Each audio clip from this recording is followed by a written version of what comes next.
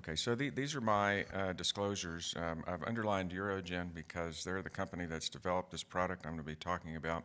I have some support for advisory board, and Baylor receives financial support for my role as the coordinating PI of the clinical trial that I'm going to talk to you about. And we have other support for clinical trials and some other advisory boards for your information through the talk. But the only thing I'm going to be talking about relevant to the disclosures is MitoGel, which is the Urogen product. So what I did is I put a few slides together to just sort of bring us around to the idea of both imperative and elective nephron-sparing when we're talking about upper urinary tract urothelial cancer. And during an ad board yesterday with the company just talking about both the upper urinary tract and lower urinary tract product development, there was kind of a consensus that perhaps outside the academic medical center, out in practice, that you may not be seeing a lot of upper urinary tract disease. And so this hopefully will sort of get us all on the same page about some opportunities for applying current technology for nephron sparing, and then obviously that's where this product that I'm going to talk to you about is positioned. So for, I would say, large volume inability to control low-grade disease, and certainly for high-grade disease, nephro-U has been sort of the standard of care, certainly for mid or proximal ureteral pelvis. I think we still do nephron-sparing surgery for distal ureteral tumors. And sort of the challenge there that we are all aware of as urologists taking care of an elderly patient population is we're reducing the renal function by half. That's okay when it's indicated, but it creates lots of opportunities for nephron sparing disease and trying to avoid the long-term consequences of chronic kidney disease and exposing the patient to the risk for dialysis. So if you look at the impact of GFR on overall survival, you can see what happens both in the preoperative state, eGFR above or below 60, and then in the post-op you can see a pretty profound long-term impact with reduction of eGFR using cutoffs above 45 or below 45. And so that doesn't become apparent in the first 2 to 3 years, but if you look long-term and past 8-10 years, it's pretty profound when you think about what the long-term consequences are of reducing renal function from a surgical standpoint. So we're all aware, in the context of renal parenchymal kidney cancer, of imperative indications for nephron-sparing surgery. And certainly the technological development with robotics and minimally invasive surgery makes this a bit more widely applicable. And so certain medical or otherwise chronic kidney disease, bilateral tumors, and then someone who has a functional or anatomic solitary kidney. And now, as we all know, the indications for that have been expanded dramatically with elective partials for small renal masses. You can, the cutoffs are seem to be getting larger and larger as we all gain more experience with partial nephrectomy. And then in the case of urothelial disease, I would say that certainly small volume disease that can be ablated usually with a laser or heat. Distal ureteral high-grade disease, I think a lot of us are doing elective distal ureterectomies in that setting. And then as we're doing more systemic chemotherapy, which I'm not really going to talk about in this context, for high-grade upper urinary tract disease, are there opportunities for nephron-sparing surgery in the patient who has an apparent clinical complete response post-chemotherapy? I think the ureteroscope now with thin flexible scopes that are very easy now to access really all aspects of the upper urinary tract. There's almost really no compelling reason to commit a patient to any kind of surgical therapy without completely visualizing the upper urinary tract, getting biopsies, getting cytology, and having that guide us in our consideration of various treatment options. A high-grade cytology today with the current Paris system is really equivalent with a high-grade urothelial cancer. Cytology should be fairly easy to get. There's other ways to get good quality liquid biopsies, such as using a brush, a post-brush wash for cytology. If you're having difficulty actually getting a biopsy on a piece of tissue, we're all aware that the instrumentation, though, that we have with these small flexible scopes, are maximum, a 1 millimeter biopsy, either with a Cook biopsy forceps or piranha. You can get more tissue using a basket, like we do for stones, and so a high-grade cytology is equivalent with a high-grade cancer, and that's going to drive us down more of an extirpative surgical management, and is associated with a much higher probability of an invasive phenotype, either T1 or T2 or greater. And what's interesting, and this is somewhat true in the bladder as well, Mark Schoenberg, who's in the back, published a nice paper a long time ago about the concordance of visual cystoscopic assessment of grade and stage and the pathologic assessment. And so we're pretty good at is this low grade, high grade. But the visual inspection alone is really not adequate to determine grade, and certainly not stage.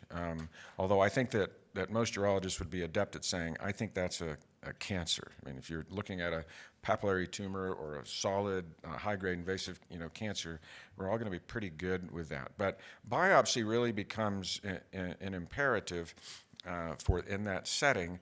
And the only caveat that we all need to understand is that a low-grade biopsy will correlate with low-grade final pathology roughly about 2/3 of the time. It gives you a good signal that you're probably dealing with a low-grade tumor, but we're all aware in the bladder of mixed grades, even within the same sort of TURBT.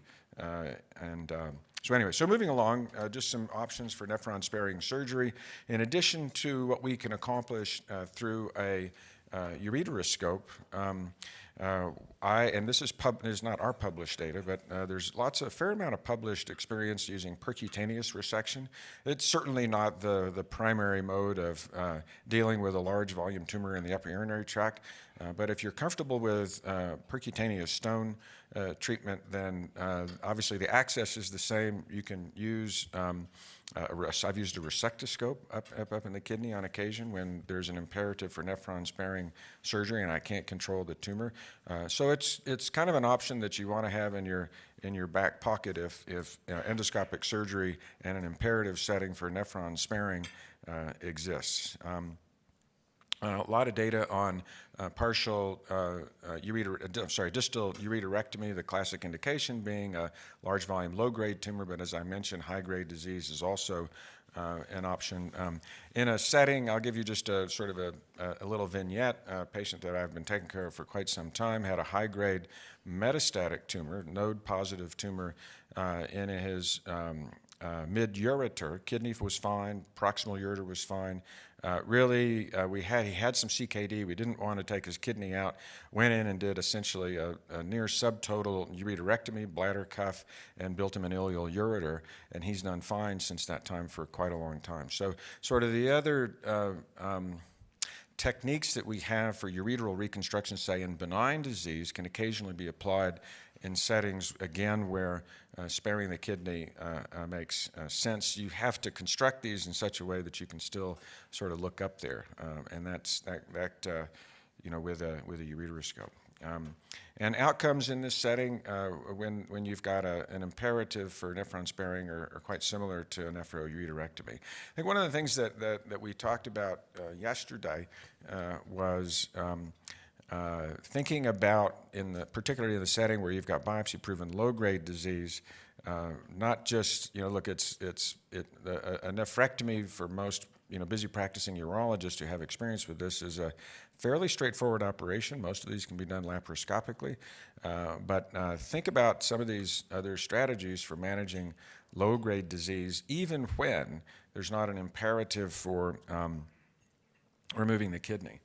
So now moving along to intracavitary therapy, meaning putting drugs up primarily in the renal pelvis. I don't think you can really treat ureteral disease with installations, and I'll make my public sort of statement about what I feel about intravesical therapy with a stent to try to, with a double J stent to try to treat upper urinary tract disease. But the EAU has guidelines for upper tract management. They were published in 2015. I've got the reference for you there, and the level of evidence is obviously modest for use of BCG or mitomycin in an adjuvant setting for patients either with, say, large volume, low grade, or TA, high-grade disease that you're able to ablate completely, or CIS, which would be the main indication for using intracavitary BCG.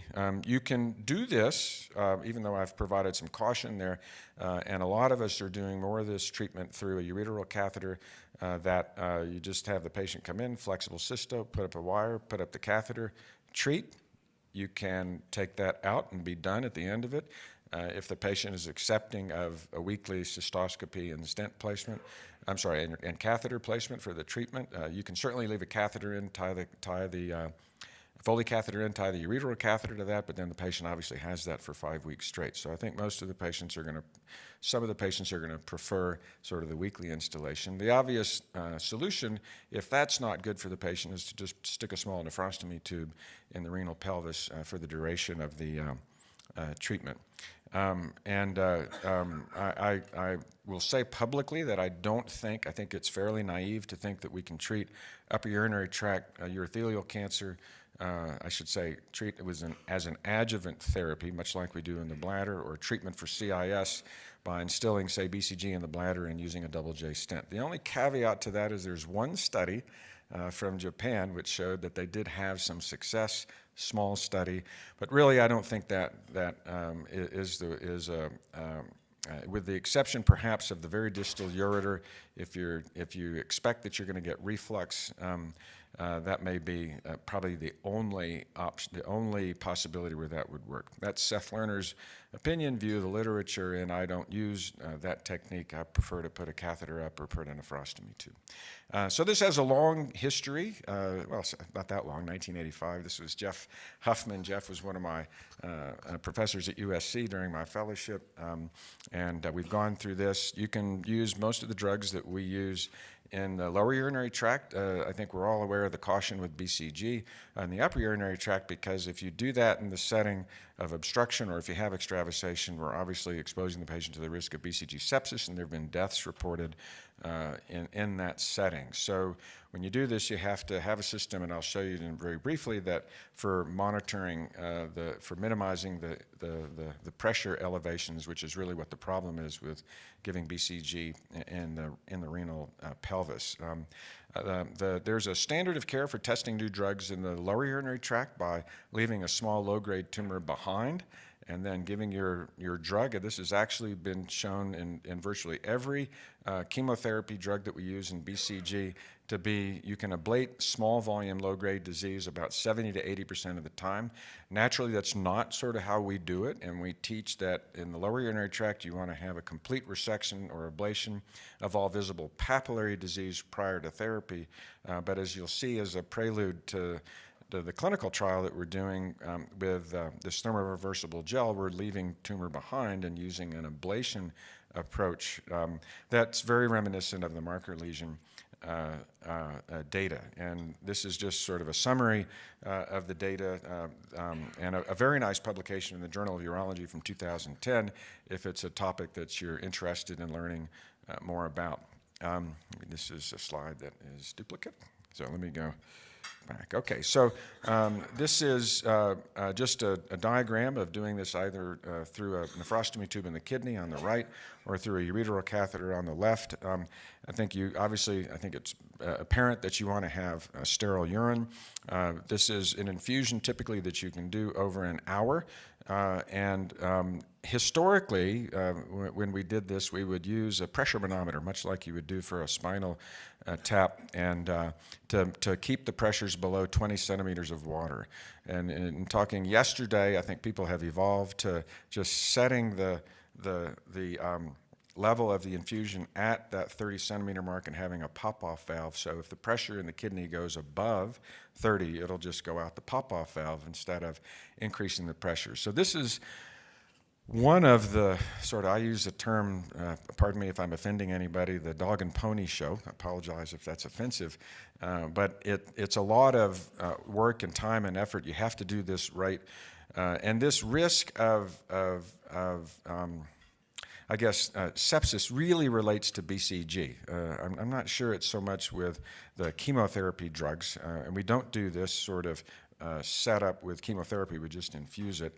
And so that's probably one of the reasons why certainly out in a practice setting where you're not seeing this in any kind of frequency, you're most likely going to be reluctant to sort of go through the logistic issues of giving BCG in the upper urinary tract. And perhaps that's where novel drug delivery systems and novel approaches to managing upper urinary tract disease where you've got an indication for nephron-sparing come in handy. So what are the data? This is just showing you some published data on the use of BCG and some of the outcomes related to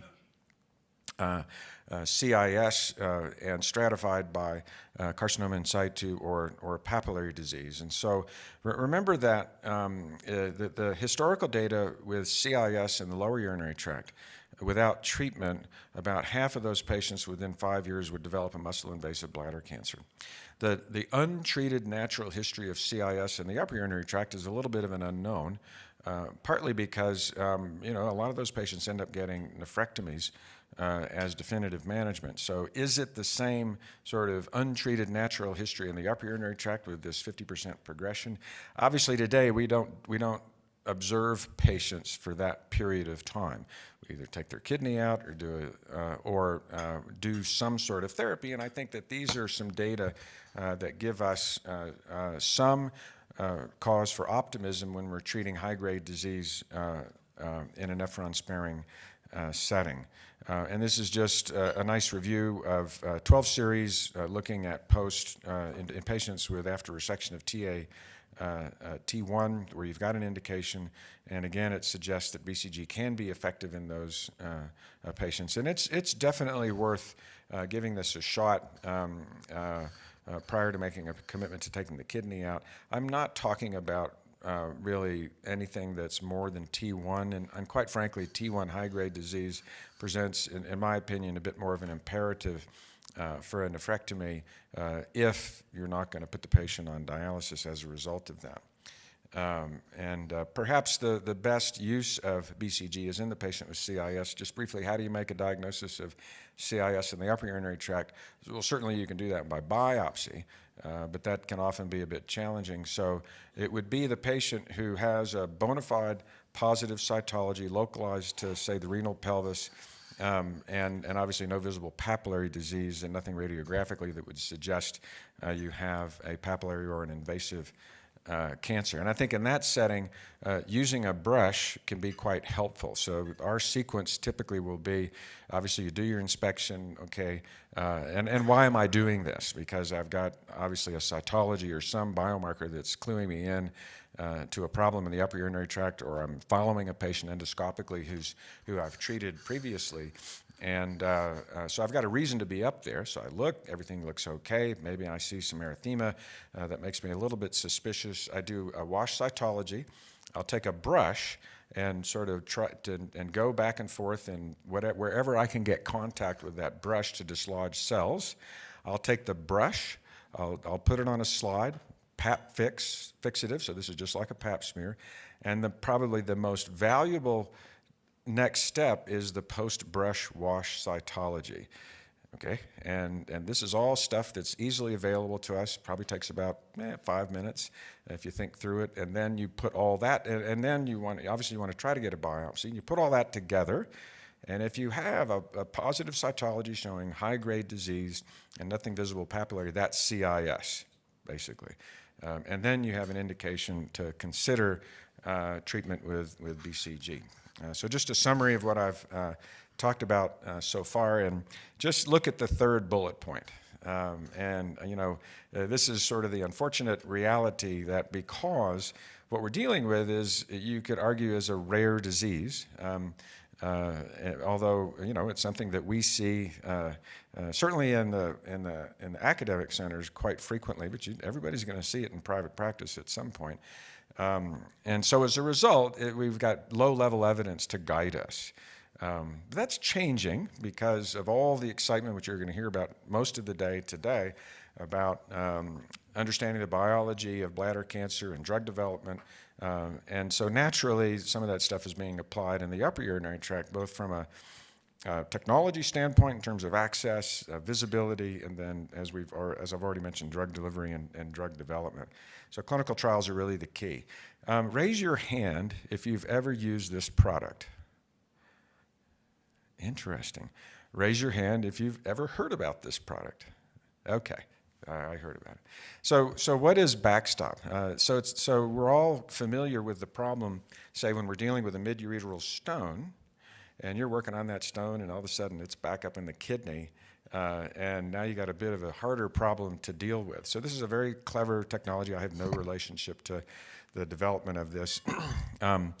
So this is a thermoreversible gel that you can inject proximal to the stone, and then at body temperature, it forms a semi-solid gel, if you will, that prevents your stone from migrating proximally. Then you can deal with the stone, you inject cold fluid, and the stuff dissolves, and presto, you're done.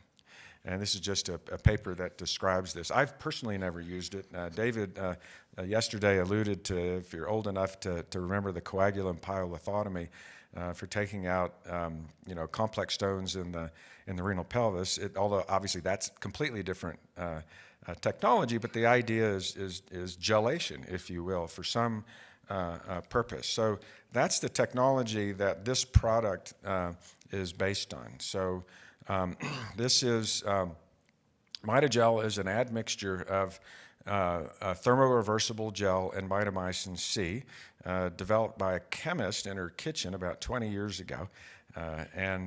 These thermoreversible properties are used in a variety of different settings in non-medical situations, and I've showed you an example in urology and medical settings. And so it's just a very clever sort of thinking about how do you get, the obvious problem in treating the upper urinary tract with installations is it doesn't stay there, right? So many of these drugs require contact, BCG requires contact, or through a concentration gradient, say in Mitomycin C, to get it into the tissues to do its ablative effect. And this is simply a way to get a drug, in this case Mitomycin C, to hang around, I'll show you, for about 4 to 6 hours. And if you just look at the two pictures on the top there, that it's liquid and injectable at a cold temperature. So and then when it gets into the body, it solidifies to a certain degree, and then because it's water soluble, as the patient produces urine, it dissolves over a period of time. But now you've got mitomycin, in this case, sitting there for about 4 to 6 hours. This is brilliant, nice work done by Alan Pantic and Kareem Chamey at UCLA they've done a lot of work in the pig model. And what the images show on the bottom is that that the gel will stick around for about, it takes about 8 hours, we'll say 4 to 6 hours, for it to completely dissolve and elute. And they didn't show any really issues with absorption. The PKs were fine. And so this is some nice preclinical work showing some of the pharmacokinetics of this clever technology. So this reminds me a bit of some of the tools I used to use when I was doing stonework. That probably goes back to when I was a resident. Because if you look at the syringe there on the right, it's viscous. I mean, you can't just take a regular syringe and inject it. This injector is a pressure injector, and so the product is mixed by the pharmacist. and then it comes to us in an ice box, right? Because with cold temperature, we need it cold and we need it liquid so we can inject. You take it out, you pop it in this injector, you've got your ureteral catheter up. We typically do this through a 6 or 7 French catheter, although we're hearing that some people are able to do it through a 5. You make sure fluoroscopically that the catheter is positioned where you want it in the renal pelvis, and then you inject the predetermined volume of the MitoGel. These are some examples of compassionate use. So I need to just kind of tell you briefly about this program. I suspect everyone is familiar with the concept of compassionate use, taking a drug that is either not approved for anything or approved for other indications and getting it, allowing us to treat on an N of 1 basis where on a compassionate use, where someone really doesn't have any other options for standard therapy. And the FDA has been very supportive of this program, which is not going on anymore because of the clinical trial.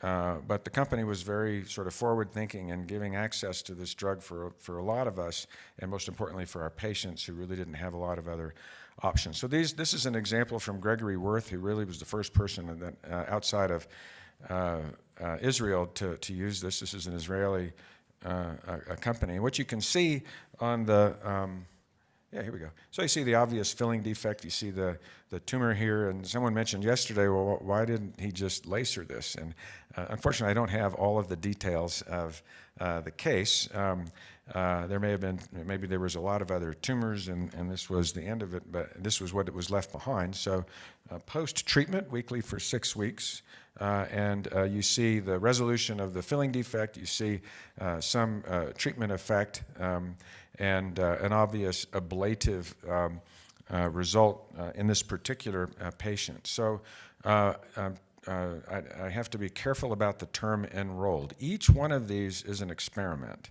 an N of 1 trial. It's not a clinical trial. It's a case series, and with all the caveats and limitations of case series. But if you look on the right in the patients with low-grade disease, about 44% of those had a complete response with 6 weeks of this treatment. And so this is really kind of the first indication that delivering Mitomycin C in this fashion up to the renal pelvis in patients with documented low-grade disease can have an ablative effect. So we will call this, to some extent, proof of concept. And so this data is pretty much set, and a manuscript is in preparation and close to being submitted.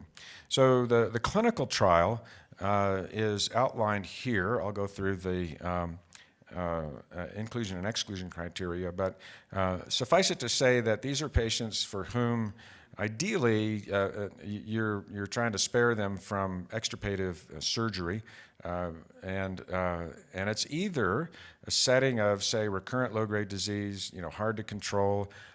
In many cases, these are tumors that are difficult to access, particularly the lower pole with angulation. It's hard to get.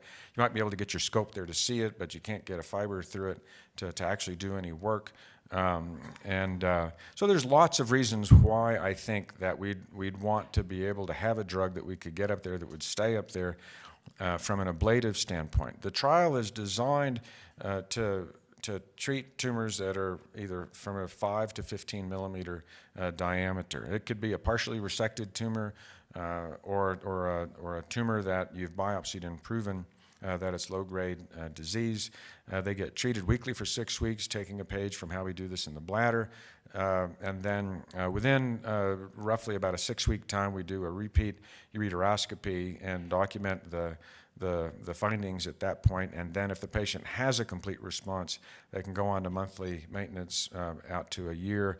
And so we're looking at the primary endpoint really is the initial complete response, and then in those patients who have a complete response, the durability of that. This is just the outline of the treatment and the target population. This is an interesting interaction with the FDA because they've set the bar actually quite low. You see the 15% there. And they've given the company a fair amount of flexibility in not setting an a priori bar that you have to reach in order to determine efficacy of your drug for registration. It's a very sort of unusual situation with the FDA, which is good for us, good for our patients, because even if we show something, say, even like a 20% a complete response, and let's say that that's durable, that potentially could get us a technology and a drug in our hands to help these patients. So that's good. These are the inclusion criteria. We don't really have any data to suggest that this would be effective in high-grade disease. The FDA was very concerned about avoiding the perceived standard of care of nephrectomy or nephrectomy for high-grade disease from a safety standpoint. We have to do a lot of things to minimize the risk of there being high-grade disease, so we have to have biopsy-proven low-grade, a cytology that does not show high-grade disease, and with the idea that by doing that, we'll really ratchet down the probability that we're missing a high-grade tumor. And then I mentioned the indications and the criteria below in terms of having a measurable a tumor that's treatable. These are the exclusion criteria. Again, the idea is to try to minimize the risk of there being a high-grade tumor, carcinoma in situ, in the upper urinary tract, and obviously no concurrent treatment with systemic therapy. I think I've gone through this already, and this is just the current status of the trial. I'm not, I can't tell you, not because I don't know, but I can't tell you the current status in terms of enrollment. But suffice it to say that I think I speak for the site principal investigators that there's been an extraordinary amount of enthusiasm and support for doing this. And I think that for any of us here today who see, even a reasonable volume of these patients, it's troubling to not really have good tools to deal with the large volume low grade disease, the intercavitary treatment. And so fortunately there's a lot of development going on in this space, not just by this company, but I think what I'll do is stop and happy to take any questions.